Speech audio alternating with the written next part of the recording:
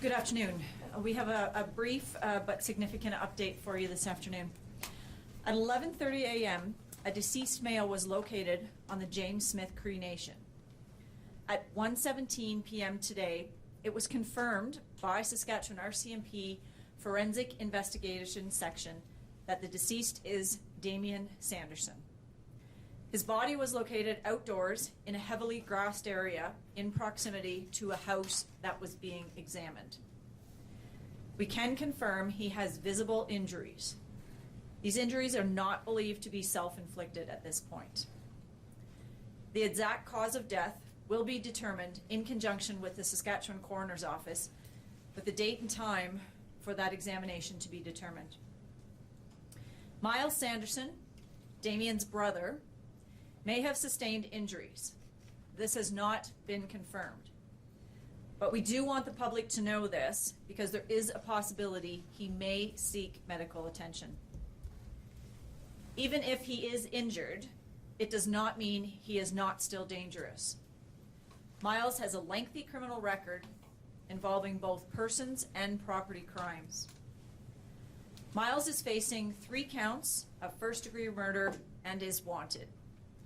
We consider him armed and dangerous. Do not approach him. If you know of his whereabouts, immediately call 911. Our thoughts continue to go out to the families of the victims. This brings the count of this tragedy to 11 deceased persons, 19 injured, and 13 crime scenes.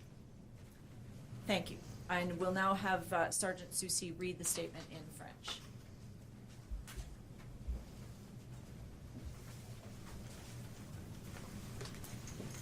Bon après-midi. Après 11h30, un homme décédé a été localisé sur la nation Cree de James Smith. À 13h17, la section des enquêtes judiciaires de la GRC de la Saskatchewan a confirmé que le défunt est l'homme recherché, Damien Sanderson. Son corps a été trouvé à l'extérieur dans une zone fortement gazonnée, à proximité d'une maison faisant l'objet d'une enquête. Nous pouvons confirmer qu'il possède des blessures visibles qu'il ne semble pas s'être infligées lui-même. La cause exacte du décès sera déterminée en collaboration avec le bureau du coroner de la Saskatchewan à une date et heure qui reste à déterminer. Myles Sanderson, le frère de Damien, pourrait avoir été blessé, mais cela n'a pas été confirmé. Nous voulons que le public le sache, car il est possible qu'il ait besoin de soins médicaux. Même s'il est blessé, cela ne signifie pas qu'il n'est pas dangereux. Myles a un long casier judiciaire impliquant des crimes contre la personne et les biens. Myles est accusé de 3 meurtres au premier degré et est recherché. Nous le considérons armé et dangereux. Ne l'approchez pas. Si vous savez où il se trouve, appelez immédiatement le 911. Nos pensées continuent d'aller vers les familles des victimes. Ceci porte le bilan de cette tragédie à 11 morts, 19 blessés et 13 scènes de crime. Merci.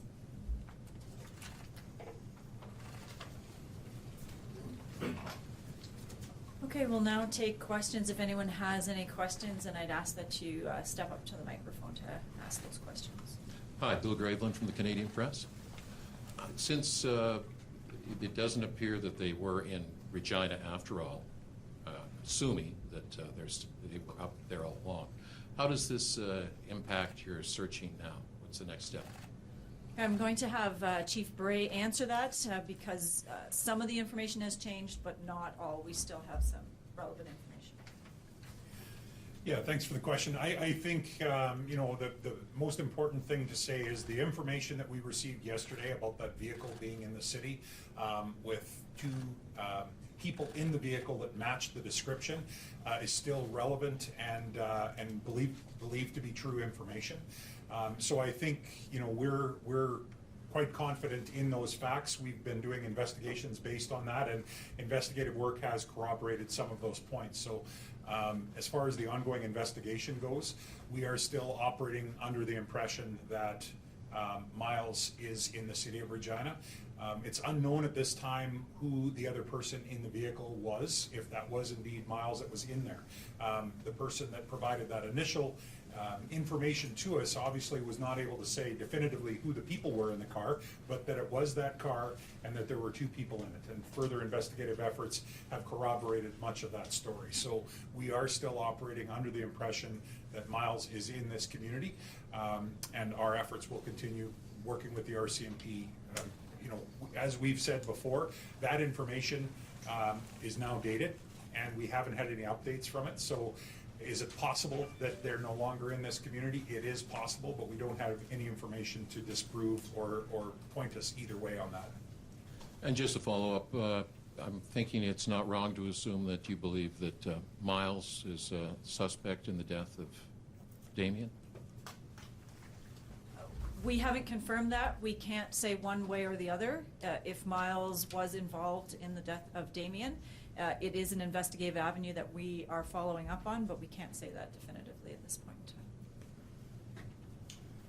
time. Alex Salome, Regina Leader Post. Yes, the question that I have here relates to the 19 injured. How many are in critical condition? We've seen obviously go from 10 now to 11. Is there an expectation that fatalities are going to grow? Can you speak to the state of the 19 injured people? I can't speak to the medical condition of any of the persons who were injured, but we can confirm that there are 19 persons who were injured as a result of these attacks. But you can't say if anybody's in critical condition? At this point in time, no. Okay. Question for Police Chief Bray. Again, the information continues to change. Obviously, the assumption was that both these men were in the city yesterday at noon. We're going off of information about the whereabouts of these people that was at one point a day old. I'm going to ask this again. How confident are you that Myles is in Regina right now, and why are you confident that he is? Well, I think the most recent reliable information we have says that he is in Regina or was in Regina. The most recent. That most recent information is a day old. We acknowledge that, but we have nothing that can tell us differently. And so we're going to continue to operate on that. Keep in mind, this is eyewitness information that provided details on seeing the car, confirming the plate. There was follow-up investigation that was done there, but there's a lot of ongoing investigation that's happening by both the RCMP and the Regina Police Service, and we are very confident that Myles was in the city yesterday. Up until 2 hours ago, we assumed that it was both of them. But having said that, we are confident that there were 2 people in that vehicle, and so at this point we don't know who else was in the vehicle. Have you found the vehicle? We have not located the vehicle. Hi there, Shane Clausing, 980 CJB News. I just want to know, what's the message to people right now of James Smith Cree Nation? Obviously, one of the suspects we just found dead there. Is there still a pretty large threat to that community? What's policing like, and I guess what is the situation going on right there right now? We have a significant presence of police officers at James Smith Cree Nation. As you can imagine, it takes a significant amount of resources to process 13 crime scenes. So there is a large police presence there that will continue for several days, many days yet. As far as the threat, Myles Sanderson is still at large. We still are advocating for people to be vigilant, to remain vigilant. He is considered dangerous. His actions have shown that he is violent, and so we're continuing to emphasize for people to remain vigilant. Those James Smith Cree Nation and the province of Saskatchewan and our neighboring provinces. And this next question is for Constable Bray. How and where do you even begin to describe a situation like this that's happening in Regina? I mean, this must be, at least for the public, this seems like a needle in the haystack, kind of. Yeah, and I think I've said this a couple of times before. We have hundreds of resources between the RCMP and the Regina Police Service working on this, and we're really coming at it from all angles. So there's not one. There's a lot of different ways to investigate this, and it's challenging because if you hear the feedback from the community or read social media, there's assumptions being made that certain things aren't being done. I can tell you with definitive assurance that tech crimes are involved in this. We have our investigative crimes involved in this. We have various different areas within our investigative services uniformed We've got emergency services teams, not just with our police service, but with the RCMP. Air support is here, thanks to the RCMP in neighboring provinces. So there's a lot of efforts being put into this, and those efforts are not just within the city of Regina. Those include traffic services out on the highway. Those include working in communities with the RCMP. So from an investigative standpoint, you're right, we don't have any one specific area that we can focus in on and start going down that path to determine whether or not we might actually be able to locate Myles. Having said that, we do investigate every tip that comes in, every piece of information, and we reiterate once again the importance of getting this information in here.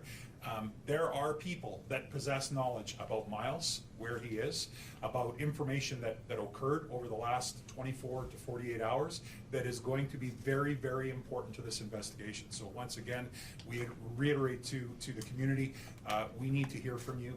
Please reach out to the police or reach out to an organization that can get information to the police and provide us with what ultimately could be the missing piece to help tie this up and ultimately take Myles safely into custody and allow not only the investigation to continue, but I think as importantly, we recognize there's a lot of grief with tragedy like this and unknown whereabouts. There's a lot of anxiety in our province right now, in our communities and throughout the country.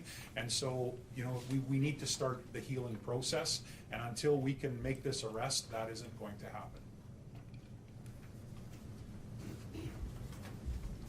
Hi, Heather Butts with CTV National News. I'm just wondering if you could expand on the injuries that you believe Myles sustained.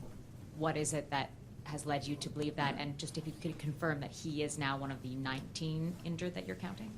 He is one of the 11 deceased that we're counting. Sorry. Oh, sorry, Myles? You said, Correct. Myles? Yes, so his injuries, we can't confirm those injuries, but we do have strong reason to believe that he has sustained some injuries. We're not exactly sure what those injuries are.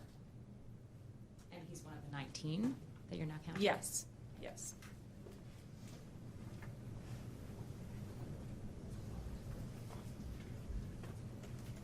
Tegan Rasha with Global News. Have you been able to think of what the possible motive could be for this? That's still part of the investigation that will be ongoing for quite some time. We haven't established a motive at this point in time, but it is definitely part of the investigation. And Myles could obviously be anywhere. Is there concern he could try and flee to the United States? We have made notification to Canadian Border Services Agency, so they are aware of his wanted status, and any identification he would provide would indicate on police record checks that there's a warrant for his arrest. Brian Foley, CTV Regina. You did say that some of the attacks were known and some of them were random. Would we classify Damien as one of the known ones at this point? At this point in time, yes. Prior to us having located Damien's body, there were other persons who we believe were targeted in these attacks. And do you know how many were targeted and how many were random at this point? I can't say that for certain, no. Perfect. And then is there aerial searches going on, and if so, where? Yes, there are continuing aerial searches. We have multiple surveillance aircraft that are here in the province assisting us and conducting those searches in the areas that are designated as required by the investigative teams. And still no word on the exact weapon that was used? No.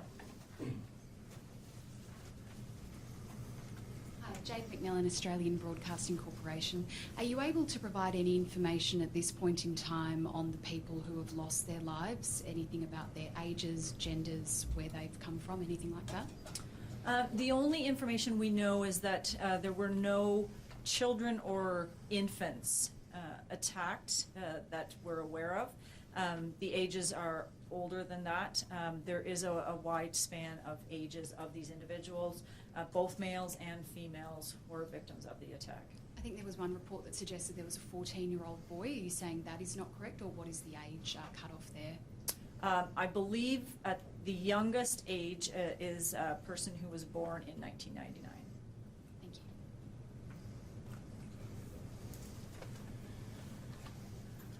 John Karen Sass today. I'm just curious if you have any updated photos of Myles that you'd be able to share with the public. I know that there's been, on social media, there's been photos of Myles that have been shared out there, and just wondering if you're planning to do the same fairly soon. The investigative team is working on that right now to determine if an updated photo would better reflect his current, what he looks like now. Keeping in mind, he may also have injuries as well.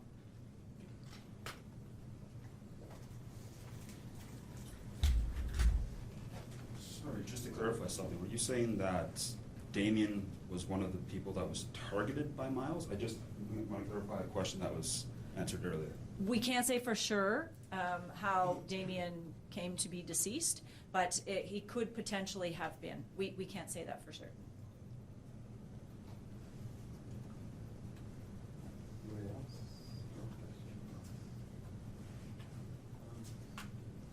Hi, Gareth Dillistone with CTV Regina. In your experience in decades of policing, I mean, here we're having a news conference on a Monday, a statutory holiday. We have the Regina Police Chief, the Assistant Commissioner for F Division. You're in the building, you're wearing your duty belts. How big of a crisis is this from a law enforcement point of view in your experience? This is a significant event to the province of Saskatchewan. I don't think anyone would dispute that. We have a significant number of deceased individuals, and it is something that has been made our highest priority. From myself and Chief Bray right on through down to our frontline members, we are working extremely hard to apprehend Myles, and as well to process the crime scenes and make sure that the families have the information that they are seeking and need. So there are certainly a lot of different avenues to this situation. Thank you. Are they brothers or cousins? Is there any relationship that you can disclose at this point? We have been able to confirm that Damien Sanderson and Myles Sanderson are brothers. The other thing, yesterday during the press conference, we weren't able to share details about their criminal record, if the pictures shared were mugshots. Myles has been unlawfully at large since May 27th. I guess, why wasn't that communicated earlier to the public, and why wasn't that communicated specifically yesterday during media availability when we were all here? Right, so we're gathering more information. We have been able to confirm Myles' criminal record. He does have an extensive and lengthy criminal record. The information yesterday that was important for us to get out was the fact that he was a dangerous and violent offender. Having committed first-degree murder is indicative of that, obviously. So that was the priority for our information, to get that information out to the public. But he was known to police? Definitely known to police, yes.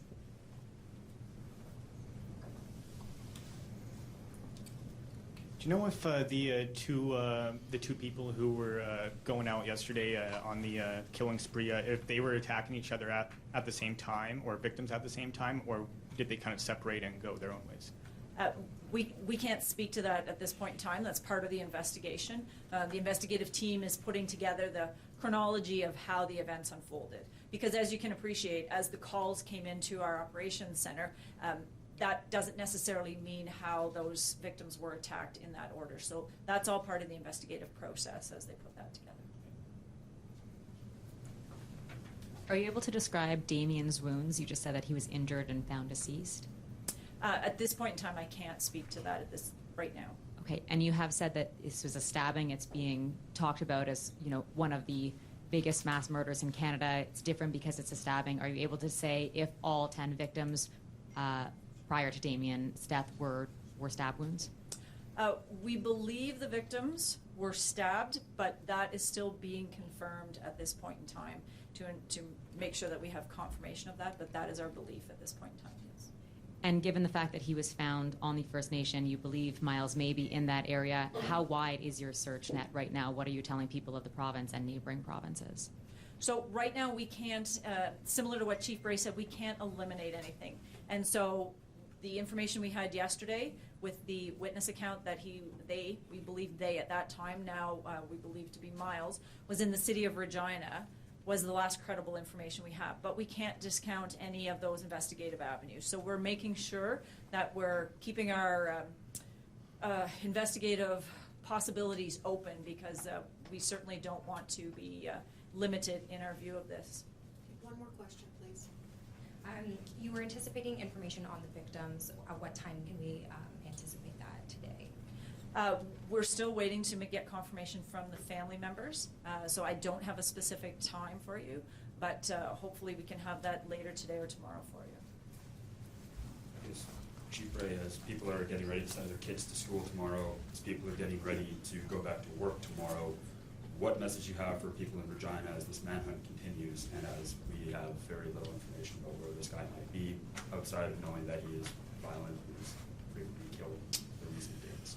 So I'll start by saying we have a large number of resources on this, and we will continue to have those resources working on this until we either locate and safely arrest Myles or prove that he is no longer in this community.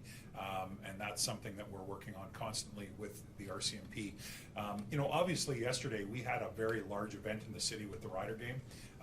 Thousands of people in the city, and so we took steps to ensure that we had extra resources to enhance safety. I think a big part of it is communication and continuing to communicate with the public, and we will continue to do that as well.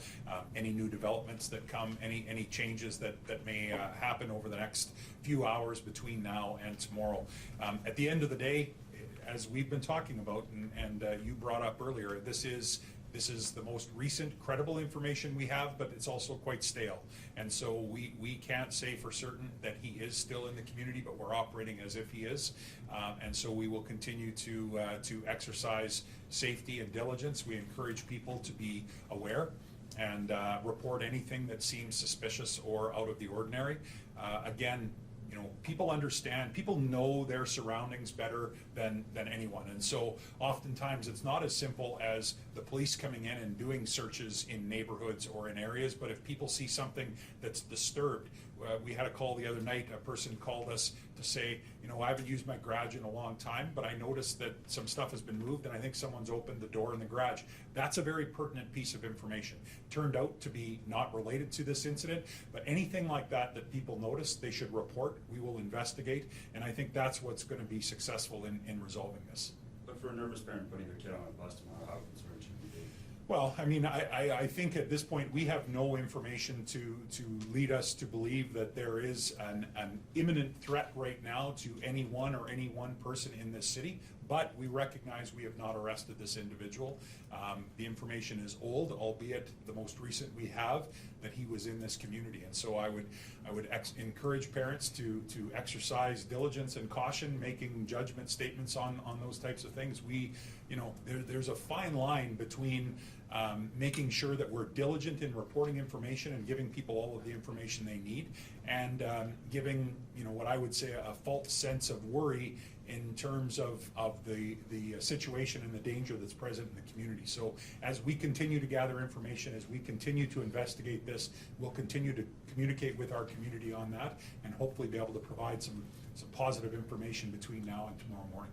Can you give any detail on Myles's lengthy record, like what he was convicted of? Myles' record dates back quite a number of years, and it includes both property and persons crimes. So persons crimes are those committed against other individuals. Obviously, property crimes involved theft or damage to property. So some violence? Yes. In the persons crimes? Yes. Homicide? I don't believe there's anything on his record for a previous homicide. That is what he is currently wanted for, is for first-degree murder. Can you speak to the fact that he has been missing since May, has not been found? There's reports that he may have taken an ankle bracelet off. Is that alarming? I can't speak to any of the measures such as the ankle bracelet. There were warrants for his arrest, but I can tell you there are many individuals in this province who have warrants for arrest. So, we do have a specialized team. We have the warrant enforcement suppression team. That is their focus. That was as a result of resources provided to the RCMP by the province of Saskatchewan last fall. So that team is up and running as of the last few months, and that is their focus. But given the number of people on warrant status in the province, they have to risk manage files as they come into their acknowledgement there. If there's an update tonight, how can we expect it? It will depend on what the update is. If it's relating to the emergency alert and updates to that, it will go out through the emergency alerting system. Any media releases will go out in the normal distribution list that we currently use. Okay, that's it. Thank you very much, everyone. Thank you.